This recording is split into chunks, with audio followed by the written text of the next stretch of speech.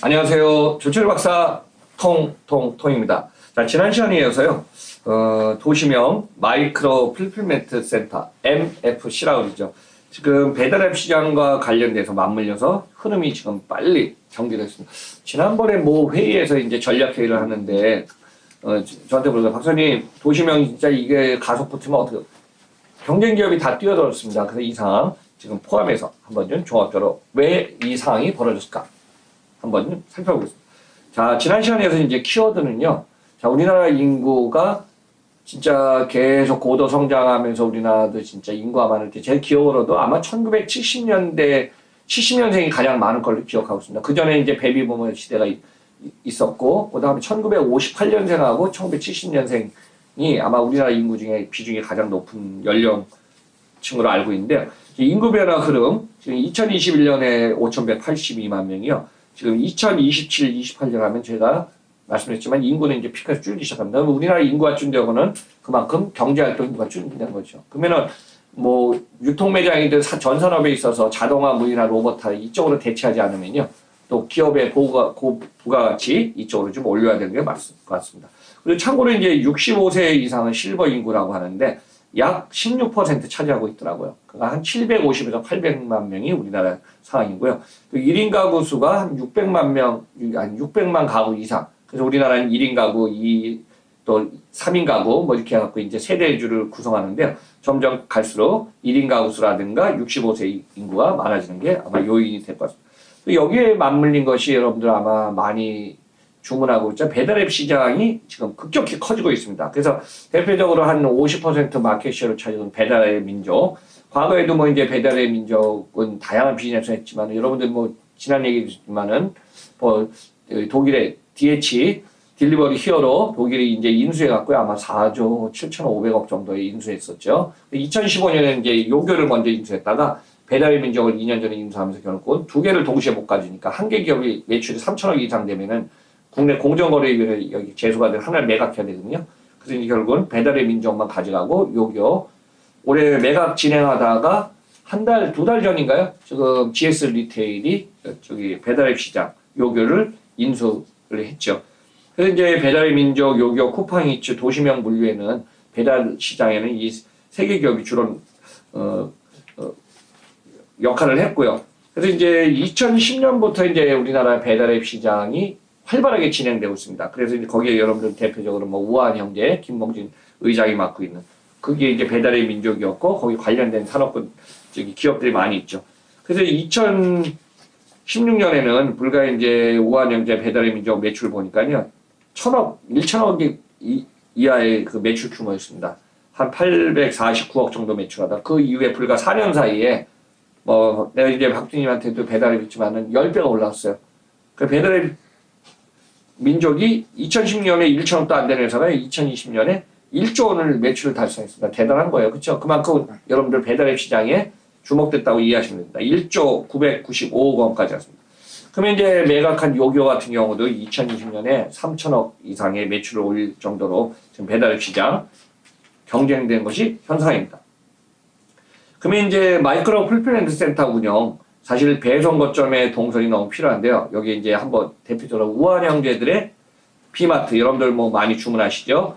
보면은 2020년도에 13개의 MFC 마이크로 풀필멘트 센터에 있어갖고 올해 2021년에 30개까지 확대하고 있습니다. 근데 이제 작년에 코로나 시대도 있었지만은 이게 같이 맞물려서 우리가 이제 주문을 하려면 말하자면 쿠팡이 말하는 캠프 여기에 가면 못해요.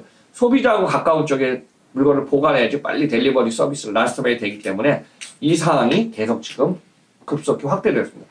그리고 이제 보관 형태도 마이크로 풀필멘트 센터도 옛날에 제가 이제 창고는 규모가 작은 거라는데 100평 미만의 그냥 보관 기능밖에 없어요. 근데 최근에 어때요? 소비자가 고객이 주문하는 게 다양하게지니까 거기에 보관하는 상품들이 SK가 많아지겠죠. 그래서 최근에는 100평이 아니라 100평 이상 되는 어떤 마이크로 풀필멘트 센터의 기능이 계속 지금 늘어나고 있습니다. 그러면은 유통기업의 최강자라고 할 수 있는 작년 매출이 한 22조 원을 해갖고요. 영업이익 2조 원 정도 이상에서 롯데 쇼핑, 롯데를 갖다가 앞섰던 이마트 상황 한번 좀 알아보겠습니다. 자, 이마트도 지금 여러분들이 한 몇 달 전에 이베이 코리아를 이마트 신세계가 인수했죠. 그러면서 이제 사업 강화하면서 결국은 쓱닷컴 외에 관련된 상품, 아마 당분간은 이베이 코리아의 G마켓 옥션이 있고, 그 다음에 신세계 쓱닷컴 있지만 따로따로 갈 거예요. 그 다음 어느 정도 되면은 아마 내년, 후년 되면 아마 통합할 움직임도 보일 걸로 보고 있습니다. 그래서 지금 이마트도 전국에 매장이 워낙 많고 하다 보니까 100여 개 매장에 PB센터를 운영해 있고요. 그러면 여러분들 생각해봅시다. 매장이 오프라인 매장이지만 여기에 진짜 어떤 거점 기능을 갖고 있기 때문에 매장의 효율화, 최적화를 하다 보면 이게 어떻게 보면 마이크로 풀프린트 센터의 역할을 다 할 수 있죠. 편의점도 마찬가지로 그 기능을 할 수가 있겠습니다. 그래서 이제 100여 개 PB센터를 운영하다가 지금 최근에 롯데마트, 뭐 이마트 관련된 대형마트들이 지금 매장을 많이, 왜냐하면 돈이 안 되고 수익 구조가 안 좋은 매장은 다 클로징할 수 없기 때문에 그 흐름을 지금 가고 있습니다. 그러면 여기에 따라서 온라인은 강화될까요? 오프라인, 온라인의 어떤 좋은 거점은 온라인 기능에 백업 기능까지 가져야겠죠. 그래서 온라인 기능 강화, 배송 거점 확대, 또 고객의 집 앞에까지 전진 배치해서 지금 필필멘트, 마이크로 풀필멘트 센터가 지금 도시명으로 계속 들어오고 있는 상황입니다. 그럼 이마트의 PB센터는요, 한 뭐 6만 건 처리 물량의 능력이 있다고 그러고요. 이들 평균 주문량이 한 15만 건을 확대해서 계속 늘려나고 한다고 합니다. 그러면 이제 여러분들이 한번 배달앱 시장과 관련해서 마이크로 풀필멘트 센터 전진 배치하면 어때요? 완톱 서비스가 가능하지 않습니까? 그래서 여기에 대표적으로 배민, 요기요, 쿠팡이츠가 있고요. 아마 최근에 기업 가치도 올라갔지만은 계속 커진 메시코리아의 부릉 또는 바로고 이런 걸 종합적으로 우리는 퀵커머스라고 합니다. 그래서 제가 아직까지 얘기는 안 했지만은 제가 아는 뭐 후배들, 기업인 대표들도 최근에 보니까요. 퀵커머스 쪽에 어떤 IT 솔루션들을 많이 개발했더라고요. 아마 여러분들 기억나실 거예요. 지금 편의점에 도보에서 하면은 뭐 우리 동네 딜리버리 들어보셨죠? 박준님 들어보셨죠? 우리 동네 딜리버리. 저희 동네는 아직 없습니다. 그러니까 우디라 그래요. 우디. 그래서 이제 도시명에 근접해갖고 밀집도가 높은 데 같은 경우는 우디를 해갖고 이 딜리버리 서비스를 지금 진행하고 있습니다. 그래서 편의점, 강자, GS25하고 CU 두 기업들 계속하고 있습니다. 자, 그래서 GS 리테일이 7월 1일 날 결국은 GS 홈쇼핑과 경영 통합하고, 그 다음, 그 후에 요기요를 갖다가 인수하면서 라스트 마일 딜리버리 아니면은 방금 전에 했던 마이크로 풀필멘트 거점을 활용해서 완스톱 서비스를 계속 강화하는 것이 현재 시점이 아닌가 보고 있습니다.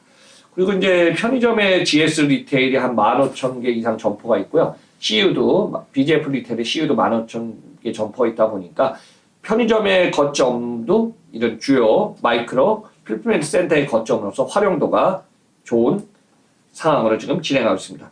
그리고 이제 GS 리테일도 메시코리아 부릉의 뭐 지분을 한 약 20% 인수했다 그래갖고 도심 물류 거점 400여 곳과 연결해서 서로 융합형 물류 거점으로 지금 진행되고 있다고 하고 있습니다. 그래서 주문하면은 즉시 배송 서비스 강화해야 되고요. 그러니까 이제 이렇게 한번 결론을 내보겠습니다. 지금 최종적으로 라스트 마일 딜리버리를 지금 과열 경쟁이 붙었는데 여기 최후의 승자가 누가 될까요? 하면서 지금 많은 기업들이 지금 의문을 갖고 있습니다. 그래서 이제 여기 관련돼서 다양한 컨텐츠, 서비스 모든 걸 갖다 융합하면서 고객 확장하는 게 가장 중요하기 때문에 이 시장은 올해 내년에 끝날 시장이에요. 저는 한 2025년까지 과열된 상태에서 고객 앞에 갖다 주는 대경쟁 시대 계속될 걸로 보고 있습니다. 그래서 마지막에 이제 종합적으로 정리하면요. 원스톱 서비스, 풀필멘트, 센터 플러스 라스트 마일 이 부분이 융합된 거점으로서 연결형 시대가 지금 계속되고 있지 않나 그렇게 봅니다. 자, 대표적으로 여러분들 뭐 해외는 아마존하고 월마트 사례, 또 구글, 또 우리나라에 와 있는 이베이 코리아 이런 기업들을 보면은 글로벌 기업들은 우리보다 5년, 10년 앞서갖고 지금 빠르면은 더 이상 진행해 왔고요. 우리나라 국내 시장은 2015년부터 온라인이 급증하면서 또 그래서 여기에 한번 중요한 기업들 뛰어든 거 보면 이해하지 않습니까, 여러분들? 2015년에 쿠팡이 로켓 배송, 집 앞 배송하고 2016년에 마켓컬리가 샛별 배송하면서 한 것처럼 우리들 세상에는 이 풀필멘트 센터와 관련된 딜리버리 모든 것이 종합적으로 중요해지지 않나 그렇게 보고 있습니다. 여러분들과 지난 시간에 이어서 지금 운영 사례, 기업들 사례를 종합적으로 한번 좀 흐름을 점검해 봤습니다. 자, 이제 시간이 되면요, 나중에 종합적으로 완톱 서비스의 주체는 어떻게 운영되나. 자, 물건을 만든 주체, 또 물건을 주문하는 주체. 그러니까 물건을 만든 쪽하고 물건을 사는 쪽. 어때요? 고객과의 중간 역할, 배달앱 시장, 또 보관하는 풀필멘트, 마이크로 풀필멘트 모든 것이 완톱 서비스를 해서 종합적으로 움직이지 않나 그렇게 보십니다. 여러분들 오늘은 방송 여기까지 마치면서 여러분들 11월 진행 중에 있으면서 항상 건강 유의하시면서 즐겁고 행복한 시간 되길 바랍니다. 자, 아직도 구독 안 누르신 분 계시면 쿡 부탁드리면서 조철희 박사의 통통통은 매주 월요일 계속 변함없이 진행됩니다. 많은 성원 감사드립니다.